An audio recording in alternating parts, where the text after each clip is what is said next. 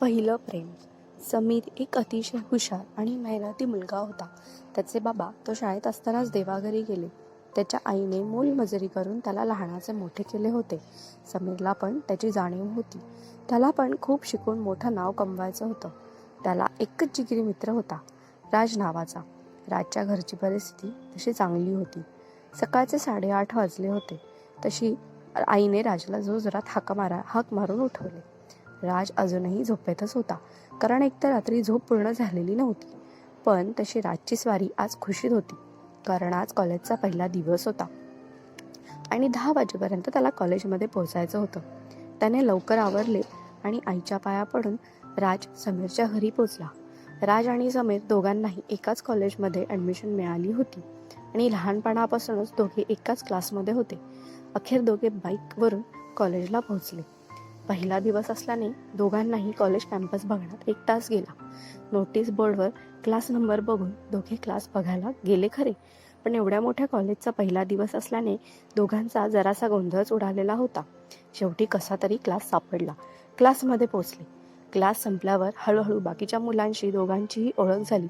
अखेर 4-5 दिवस गेले तसे दोघांनाही कळले. कसे गेले हे दोघांनाही कळले नाही. दिवस मजेत जात होते. दोघंही मन लावून अभ्यास करत होते. आज समीरला एक मुलगी दिसली. समीरच्या स्वप्नातली परीच ती. पहिल्या नजरेत समीरला ती भावली. मग काय, राजने आपल्या वहिनीची सगळी माहिती काढली आणि तिचं नाव पूजा असल्याचं समजलं. मग काय, समीरला पूजा दिसायला लागली. समीरने इंस्टाग्रामला पूजाला रिक्वेस्ट पाठवली खरी, पण 1 आठवडा झाला तरी तिचा काही प्रतिसाद आलेला नव्हता. पूजा तशी छानच मुलगी होती. शांत स्वभाव आणि कोणाच्याही मनात भरावी अशीच पूजा होती.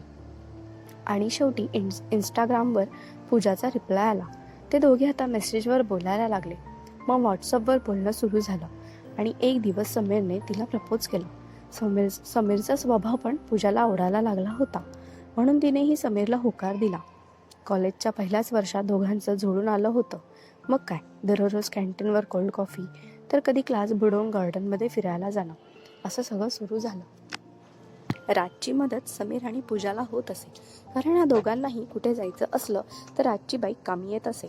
समीर आता एक क्षणही पूजाशिवाय राहू शकत नव्हता आणि पूजाही. पण शेवटी व्हायचं तेच झालं आणि पूजाच्या घरी समजलंच आणि पूजाचं कॉलेज बंद झालं. मोबाईल पण बंद झाला. आता मात्र समीरला काय करावं सुचतच नव्हतं. आता राजलाही समीरची काळजी वाटायला लागली. तो समीरला धीर देत होता, पण काही झालं तरी दोघांचंही कॉलेज पूर्ण झालेलं नव्हतं आणि अभ्यासाकडे लक्ष देणंही तेवढंच गरजेचं होतं.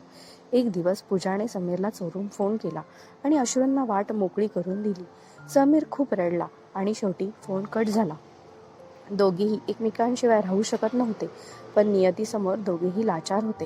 आता समीरने अभ्यासावर लक्ष केंद्रित करायला सुरुवात केली. सगळं विसरून तो अभ्यास करू लागला, कारण काहीही झालं तरी आईसाठी समीरला पुढे जाणं गरजेचंच होतं.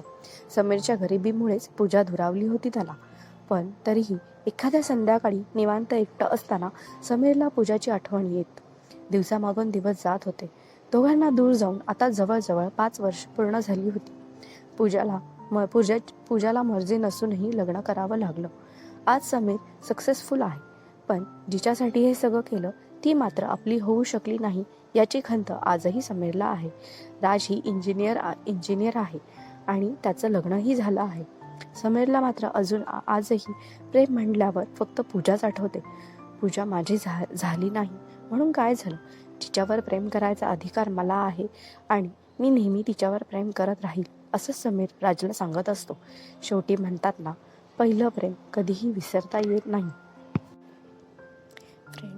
फ्रेंड्स कथा कशी वाटली मला कमेंट बॉक्समध्ये नक्की सांगा. व माझ्या चॅनलला लाईक, शेअर आणि सबस्क्राईब नक्की करा आणि बेल आयकॉनवर क्लिक करा. अशा नवीन कथा मी लवकरच